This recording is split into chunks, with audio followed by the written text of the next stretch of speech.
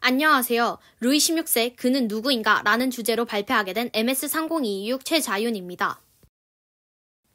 여러분들은 자유, 평등, 우애 라는 단어를 들었을 때 무엇이 떠오르시나요?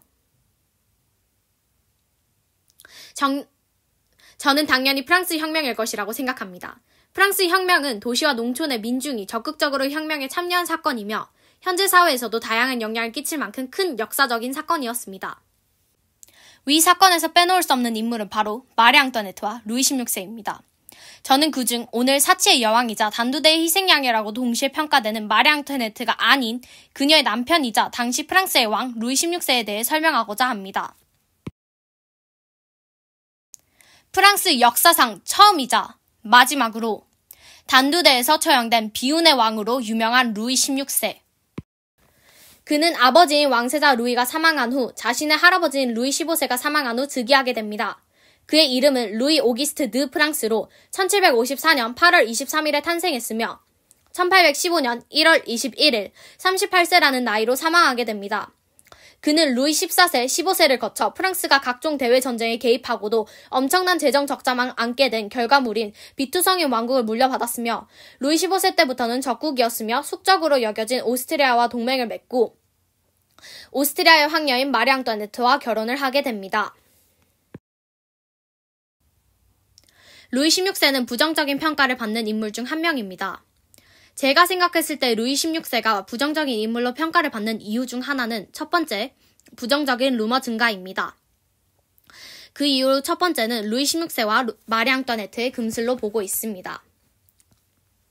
절대 권력을 휘두르며 아름다운 애인을 탐닉하고 무수한 여자들을 농락하게 즐기던 루이 14세, 루이 15세와 비교한다면 루이 16세는 아내하고만 금슬이 굉장히 좋았습니다. 그럼에도 불구하고 당시 남자가 마초적인 성향이 짙은 사회적 분위기에서는 루이 16세의 성생활은 왕답지 못한 것이었기에 프랑스에서는 루이 16세의 성적인 능력을 비하하는 루머 또한 많이 퍼져 있었습니다. 이런 상황 속에서 루이 16세에 대한 반감은 안방 내조만 하던 전통적인 프랑스 왕비와 달리 활동적이었던 마리 앙뚜아네트의 반감으로 이어졌고 이 점이 마리 앙뚜아네트가 사치스러운 여자라는 루머를 더욱 악화시켰다고 봅니다. 두 번째는 루이 16세의 심각한 난시라고 생각합니다.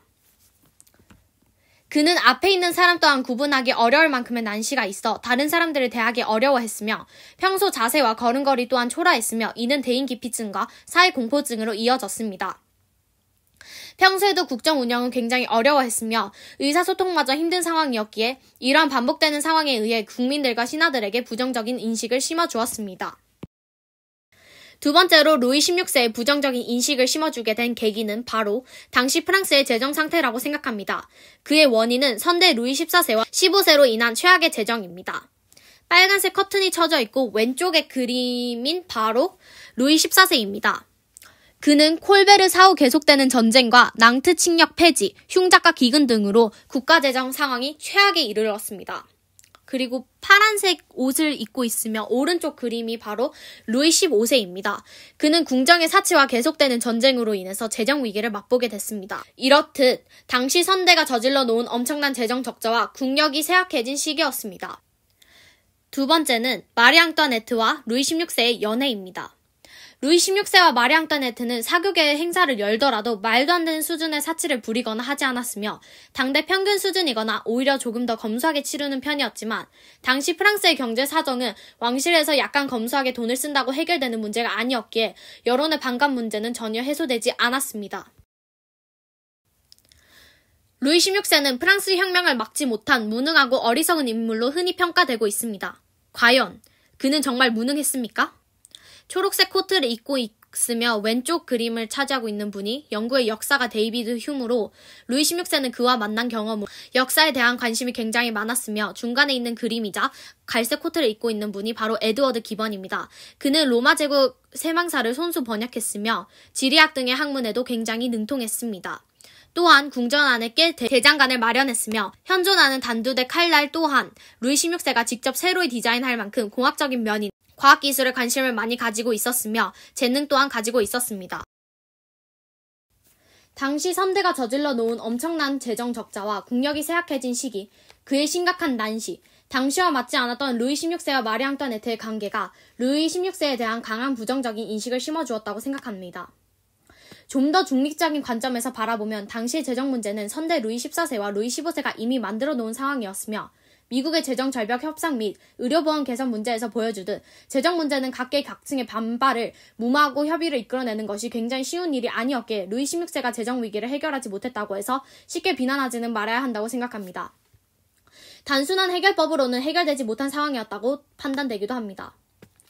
분명 왕의 자리는 선량함만으로는 다스릴 수 없는 자리이며 전체의 생존을 위해서는 때로 다수의 반발이 있더라도 결단을 해야 하며 누군가의 희생 또한 강요해야만 하는 폭력성을 가진 것이 국가이며 그 수장이 왕입니다. 저 또한 그가 왕으로서 책임을 져야 하는 부분이 있었기에 그가 무조건적인 프랑스 혁명의 희생양이라고 판단할 수는 없지만 당시 프랑스 혁명 이전의 상황과 재정 사항들에 의해 선대에 비해 더욱더 비판을 받고 있다고 생각합니다. 현대 민주주의 근간이 된 사건인 프랑스 혁명에 비해 왕과 왕비는 없는 오명까지 뒤집어 써야 했다고 생각되며 프랑스 혁명이라는 이념을 지키기 위해서라도 그 두 사람을 더 이상은 악당으로 몰고 가지는 말아야 한다고 생각합니다. 분명 프랑스 혁명뿐만 아니라 역사 속에서는 조금 더 극단적인 방법을 통해 더 나은 발전된 새로운 세상을 만들어내기도 하지만 어떠한 이념이나 그 사건의 가치를 극대화하기 위해서 어떠한 사람들을 무조건적인 악당으로 몰고 가는 일들은 없어져야 한다고 강력하게 주장하고 싶습니다. 저는 주명철 저자가 쓴 책 왕의 도주 벼랑 끝으로 내몰린 루이 16세를 참고했으며 루이 16세, 15세, 14세 위키피디아를 참고했으며 특권층에 대한 민중의 분노, 루이 16세는 왜 몰랐을까를 참고했습니다. 발표를 끝까지 들어주셔 감사합니다.